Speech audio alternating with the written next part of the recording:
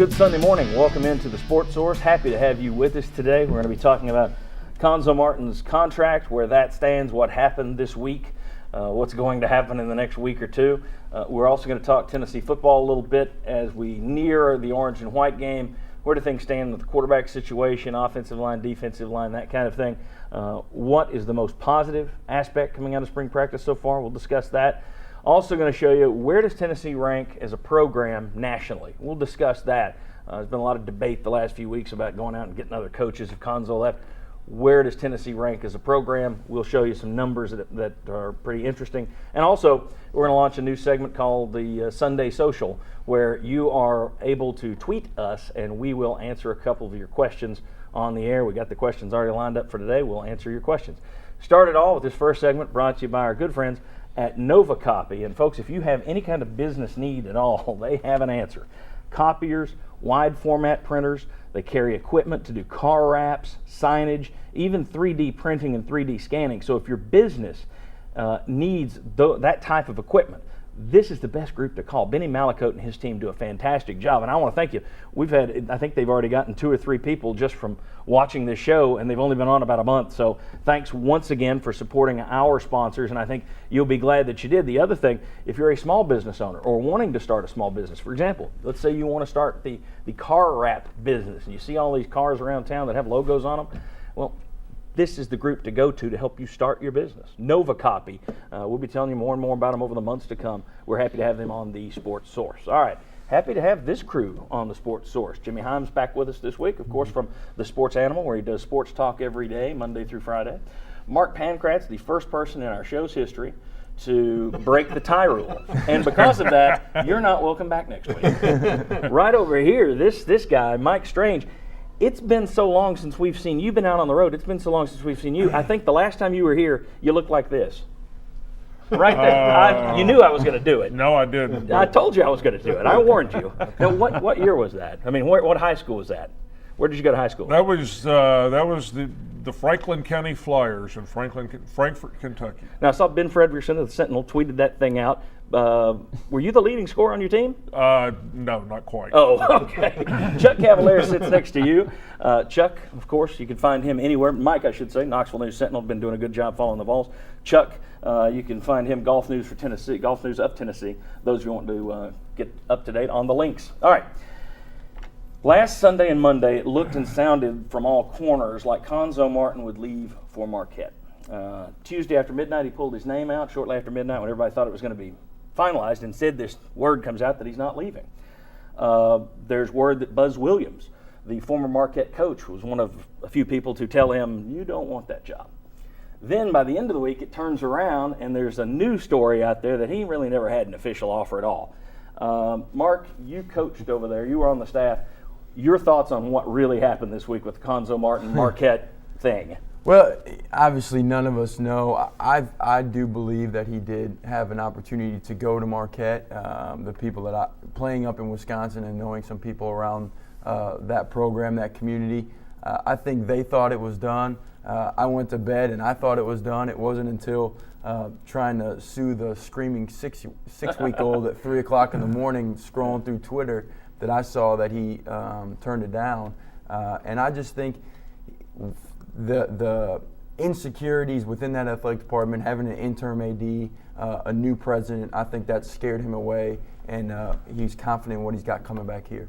Jimmy, your take?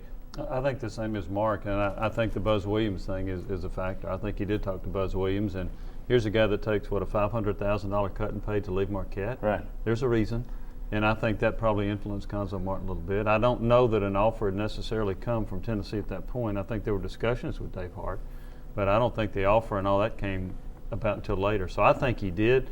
But it was interesting. I was checking with the guy at Marquette who's within the program. He's one of their announcers. And he said, I don't think he got an offer because I'm hearing that Cuonzo's not getting an offer or a raise or any extension on his contract at Tennessee, because that's what Tennessee people are reporting. I'm like, who's reporting that? Yeah. So I didn't really put a lot of stock into what he said, but I think the job was Cuonzo's to turn down. Gary Parrish of CBS Sports made a comment on a national radio show. I tweeted him, and he tweeted back to say that the money men at Marquette thought it was put to bed. Right. They thought it was Cuonzo Martin. The one thing, guys, how many times have we seen this? The official thing, official offer, that can be semantics, because you never hear anybody ever turn down the official offer. Well, he's the first. Butch Jones was the first person to get an official offer from Tennessee, so to speak. I think that could play a role in it too, that he had the offer, but it wasn't official in their words. Your thoughts on Cuonzo Martin's decision to stay? A wise one, Well, from what you gather? I think that remains to be seen. I think he would have, in a lot of ways, the Marquette job would have been a good fit for him. What Cuonzo thinks of as a good job, basketball school, support of the administration. But again, those are valid points that were raised here about why Buzz Williams left. So I don't think it was a bad decision for him to stay, but we'll just, got to let it play out. Yeah, and other than having to spend the winters in Marquette, Wisconsin, too. I mean, to me, that wasn't the only opportunity that might have been out there if he had been so inclined.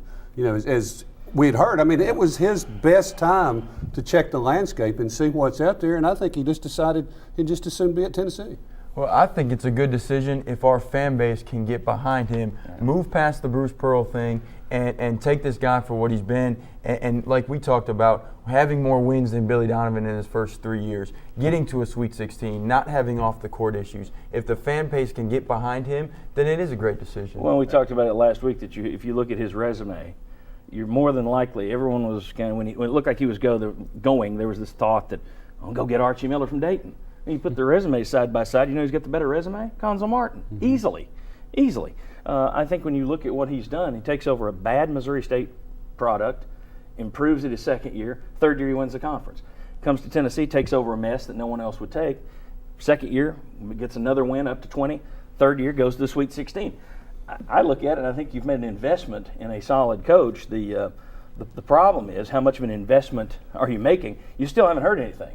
And I think that's going to go a long way to coaxing some of these fans back onto the bandwagon or off it, depending on what Dave Hart does offer him. To me, it's not just, as Mark said, the fans. There's some significant boosters. There's Dave Hart in the administration, and also there's Cuonzo. He needs to embrace, if he's going to be here, I think he needs to embrace this a little bit.